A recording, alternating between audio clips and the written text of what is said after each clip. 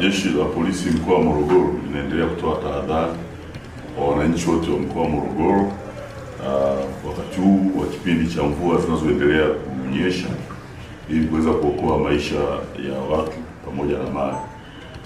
Na hii ni kutokana na matukio matatu ya vifo ambayo jeshi linaendelea kuyachunguza yanayotokana na athari za mvua zinazoendelea kunyesha. Tukio la kwanza linahusiana na kifo cha Lukman Chambiro Ramadhani mwenye umri wa miaka 17.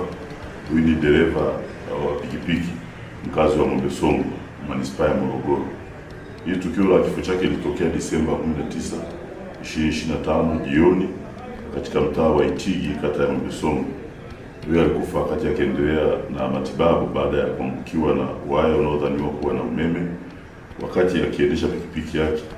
Tukio hilo liliambatana na mvua kubwa ambayo ilikuwa inanyesha, ikiambatana na upepo pamoja na radi. Kimsingi chanzo cha kifo chake bado kinachunguzwa kuweza kujua nini hasa kilipelekea kifo chake kutokana na mazingira ambayo nimeeleza. Hili tukio lingine limetokea Desemba 28/12/2025 usiku katika eneo la mtaa wa Hamisi.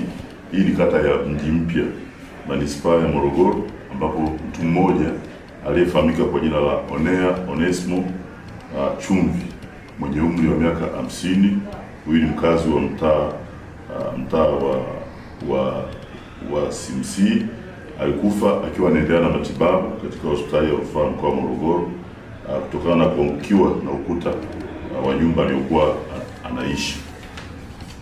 Tukio lingine limetokea Desemba 29, 2025 mwaka huu katika bwawa la Sarawati, kata ya Mkundi, manispaa ya Morogoro, ambapo mtoto mmoja anaitwa kwa jina la Gervas Gerard Muharanyambu mwenye umri wa miaka 13, ni mwanafunzi kwa maana amemaliza darasa la 7 mwaka huu, alikufa maji baada ya kuzama kwenye bwawa hilo.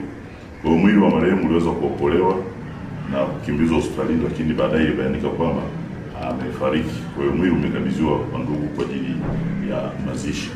Kwa hiyo nipende kutoa tahadhari tu kwa wananchi kama nilivyoanza kwamba sasa hizi ni kipindi cha mvua za vuli, kinaambatana na mvua hizi ambazo zina upepo na zingine zina radi.